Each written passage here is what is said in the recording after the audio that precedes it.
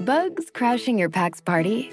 Whether they've got paws or sneakers, your pack deserves a home that's protected from pests.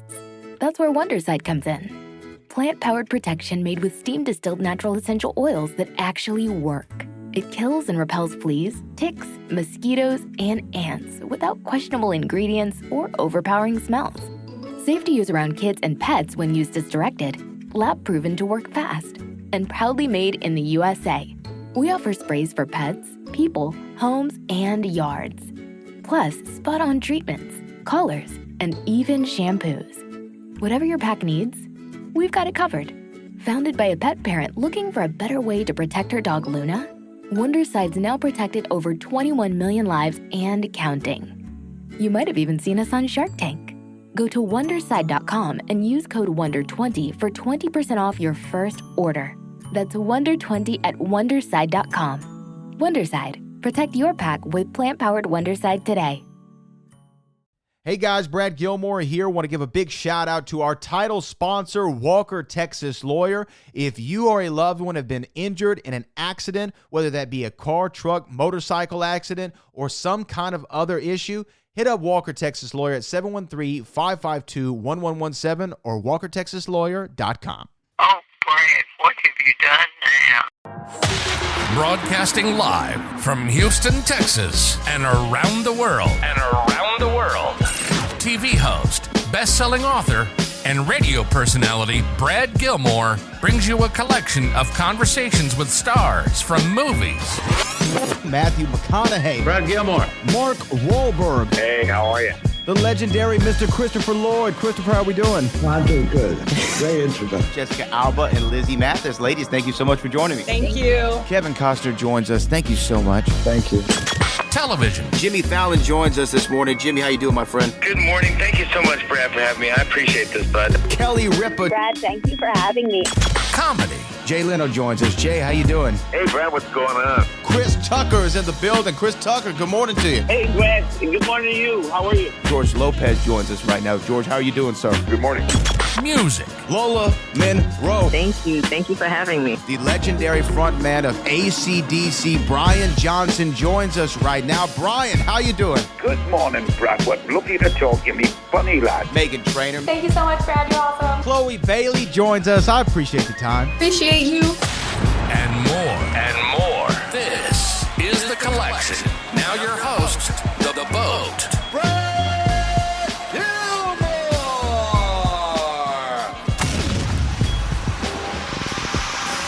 Janet, we're talking about Demascus, of course, the Tubi original that you lend your talents to. Good morning to you. Thanks for joining the show. Good morning. Thank you for having me. Well, much appreciated. Look, let's talk about Demascus and your role. So this is a sci-fi comedy. It's described as one that people have never seen before. So I imagine when you first get the scripts or the sides for this show and you start reading through it, does your brain automatically start going, okay, how do I see myself in this? Or like, what's the process once you read this story? Wow, I have to tell you, I learned the other day that Terrence Chisholm, who is the writer, the playwright, he's a playwright. Now, as a playwright and being a theater actress, I always approach things from the theatrical side of theater. This is very much a theater piece. And it was so technical. My role was so technical, but then there were moments where she just steps out of her psychiatry role and just goes off. And I loved it. I loved it from the moment I read it. I got the script on April Fool's Day, so I thought they were somebody was pranking me, because I said, this can't be happening. This offer cannot be happening to me. I was floored.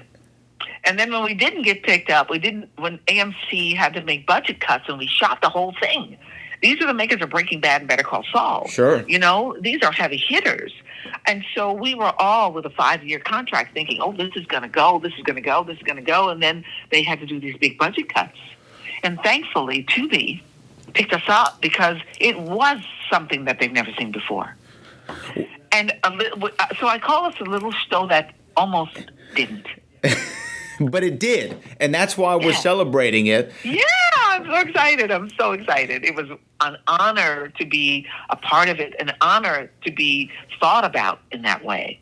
So it was an offer to you. You're saying this was offered to you. Yes. I don't audition anymore. I'm at that age where I'm like, look, I'm not tap dancing to your bullets anymore. I'm too old. I'm not going to do any more auditions. And once I decided to do that, work started rolling in, which is like, wow, maybe I should have done that a long time ago. Yeah. So, something about just making it happen, putting it out in the atmosphere, right? It just kind of attracted itself to you. I always find it, just people who come from a theater background or have done theater, I think that it's just so paramount to success because it's such a high wire act. You're out there in front of a live audience. You get one take. You got to hit your points. You got to hit your parts. Sometimes it doesn't go exactly like you want, but you got to know how to be able to move on the fly. And with a theater production, you're thinking singularly, but you're acting collectively. It's such an invaluable experience, I think, as an actor. God. Yes, there's nothing like the theater. There is nothing like the theater. There's nothing like some of my best and deepest and most sincere friendships have come through the theater. I don't have any friendships in film that have come from film. That I can honest to God say we are true friends. Right. Actors who do for Hollywood, I don't have any true friends. They say that there's a network of sisterhood out in LA. I have never seen it. Okay. But I can get together with my theater friends in New York. We could get together and do plays. When I came back here, I went right back to theater. We did Crowns. I did For Colored Girls. We were the version with George Payson in Baltimore. There is nothing like the theater because you're there 12 hours a day putting that thing together. It's a puzzle. The television is very different. Very different. You don't make those deep, profound friendships. So, and theater also is a test. It's a test. You got to get up every single day, 8 shows a week, sing, dance. And there are days where you're like, I cannot do this. But something about that audience, the moment you step on that stage where you go, well, I thought I couldn't do it, but I got to do it. You don't have a choice. You're out there, and everyone's staring at you. Yes, exactly. And I've had things like my skirt fall off on stage. Oh no! Well, you got to roll with it, right? What are you going to do? Exactly. I was in Monaco doing my a show for the anniversary of Josephine Baker at the Sporting Club. I was supposed to do this big head roll, and my ponytail was supposed to drop. Well, my ponytail dropped to the floor. These are the things that happen. That's right. I'm saying to the dancers, kick it. It can't go wrong if it's live, right? That's like the old adage. Exactly. But when there you go, retakes. There is no. Well, let me go into the corner and let me try to process my method acting. There's no such thing. It's called places. Right. And that's it. The show is up, curtains going, and there's nothing like that live applause. Oh, Nothing. It's great, that instant audience feedback. Now, so let me ask you this: when you're back in New York and you're doing a lot of plays and you're in theater, and then you come back to do Demascus, because it is a different muscle that you're stretching when you do television, other than film, other than theater, like we just talked about. It's a lot smaller, right? It's right into the camera. You don't have to project to the back row. You do not. It's maybe not as a physical performance. Do you have to kind of like get back in a mindset, or is it just like you said with theater, you just flip on the next switch? Well, it is a mindset because you do have to learn lines every day. The theater's the same lines over and over and over again. But there is also that camera so small that the first time I started doing television, I realized I was still projecting to the third balcony, and they were like, "Wait, you got to bring it down a little bit. Just bring it down a little bit." I had no concept of this little microphone and placed on your chest and this little camera, so I had to learn how to do television because it is different. But from doing commercials, I had done so many commercials. That it helped, and I started out as a background actor, as an extra, trying not to stand out and standing out too much and losing jobs and things like that because you full focus and you can't do that. And in the theater, you can do that. You're doing what you're supposed to do. Right, at all times. Yeah. At all times. Yes. They are very different and very trying in very different ways. To have to do it over and over and over and over again in film and in television, that take wasn't exactly right, something went wrong, or they didn't feel it, Or you might get a director who wants to over-direct and he's got you doing it 100 times and you're going, oh my God, don't make me do this again. It is different and it is a discipline.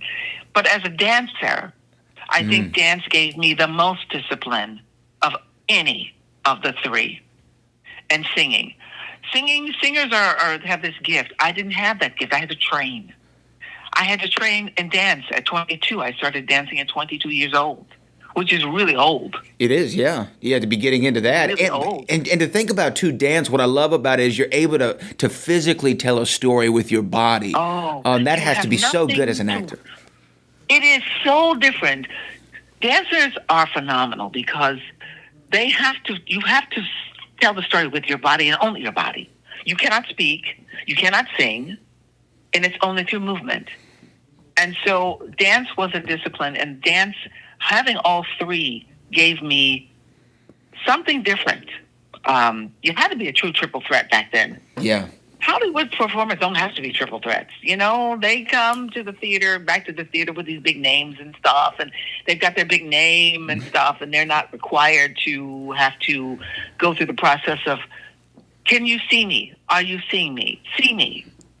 You know, as a young dancer, performer, getting that one line, doing background, doing an extra, they would say to me, Janet, can you change hair and be another person? I said, for another $200? Yeah. I'll pick that check up. I can do whatever you want. Whatever you want. You want me to change wigs? You want me to walk across? You want the legs? Okay, $200. That's what it will cost you. Now, again, Demascus is streaming on Tubi for free, all 6 episodes. Now, I also know that there's a project you've been working on with kids. Do I have that right? What exactly is that going on? This has been my lifelong. It's been 30 years in the making. JG and the BC Kids. It's about bringing book smart kids. It's a full-length animated musical feature. Wow. And who does it? I don't know what I was thinking to take this on by myself. But thankfully, a wonderful, dear sister friend, Erica Nicole Malone, entertained it for her, and she also produced the Remember Me that's on Hulu, the Mahalia Jackson story. She came to me while I was doing this pilot, and I told her about JB, and she said to me, hey, Janet, I'll help you with this. And I was like, you what? I will help you with this. She financed the whole thing, $1.7 million. Animation is very, very expensive. 25,000 of them in America. But JG and the BC Kids is about bringing book smart kids and street smart kids together to create life smart kids. It's about bullies, inspired by my own son, who was very bullied. And bullying is out of control right now. Yeah. We have a government of bullies. We have bullies being celebrated. How in the world are we supposed to give our children hope? And so through JG and the BC Kids, written 30 years ago, 30 years in the making, hope is in the children, because children are the future. So BC stands for bold and confident, beautiful and caring, beautiful on the inside and caring on the outside. It stands for bullied children. It stands for bullied children. So, and it also has math and science and STEM.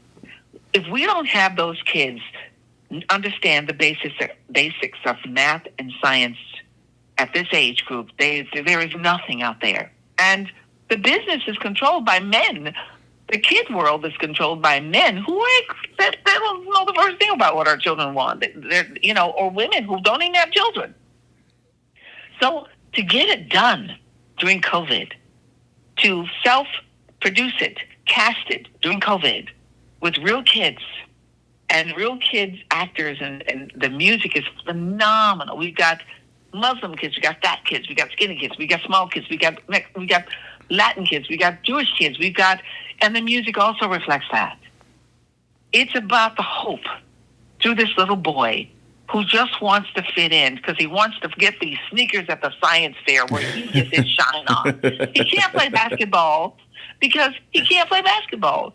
But my son was one of those kids who didn't play basketball, but he had kids who could play basketball. He was a smart kid. He was a book smart kid.